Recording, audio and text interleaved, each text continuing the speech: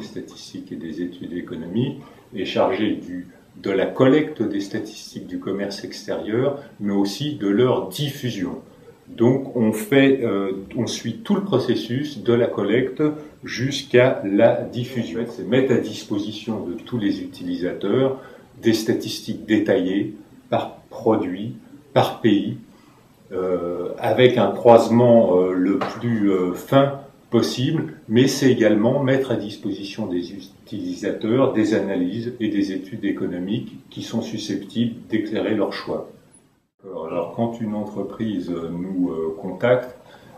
généralement ce que nous faisons, nous la mettons d'abord en relation avec le centre d'information statistique qui va lui faire préciser en fait sa demande pour bien cerner en fait ses attentes. Alors une fois qu'on connaît ses attentes, en fait, nous on est capable de lui proposer une prestation, quel type de produit, quel type de pays, est-ce qu'elle veut une livraison de données mensuelles, trimestrielles, annuelles, est-ce qu'elle veut un comparatif avec ce qui se fait à l'étranger, et là on lui fait véritablement un devis en fait sur mesure, une prestation personnalisée. Alors si on peut dire qu'on a des informations effectivement à un niveau très fin de la nomenclature produit, à un niveau très fin au niveau des pays, on croit cette information pays-produit, mais maintenant on a également des informations sur les entreprises, qui est un souhait également très important de la part des clients, le nombre d'opérateurs, on a également des données en termes de palmarès des entreprises exportatrices et importatrices, et plus récemment on a mis sur notre site une cartographie des échanges et notamment une cartographie régionale. Alors en matière de statistiques, on a plusieurs dimensions de la qualité, hein. On a une dimension, on pourrait dire, institutionnelle en fait, c'est produire des statistiques de manière indépendante, ça c'est très important, et respecter aussi par exemple le secret statistique et la confidentialité. Mais on a également une dimension technique, c'est-à-dire avoir des méthodologies qui soient solides et adaptées, et mettre au courant les utilisateurs de tous ces traitements statistiques qu'on peut effectuer sur les données. Et enfin, on a une dimension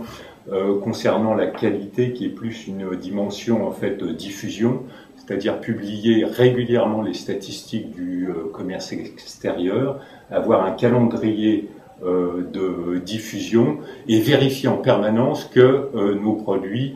correspondent aux attentes en fait des clients. C'est ça la qualité en fait. Vraiment, les demandes sont multiformes, concernent tous les secteurs. Il y a beaucoup de demandes effectivement sur les secteurs, les quelques secteurs d'excellence comme l'agroalimentaire,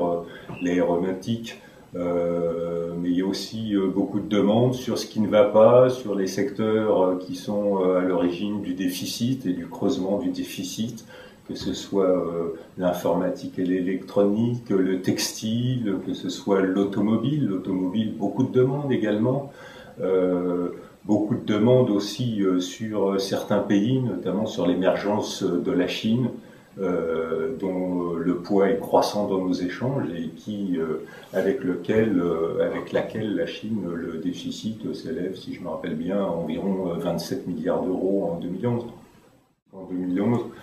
le déficit s'élevait à peu près à 71 milliards d'euros, alors qu'on était à l'équilibre en 2003, donc une aggravation du déficit commercial. Alors on peut se rassurer en disant qu'on a 60 milliards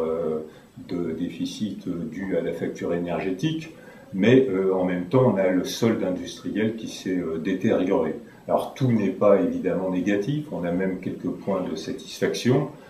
puisque notamment en 2011 on a atteint un excédent record en matière d'échanges agroalimentaires, un excédent de 11 milliards 5, avec notamment nos deux points forts, les céréales et les boissons. D'autre part, dans l'aéronautique, là encore, on a dégagé un excédent record en 2011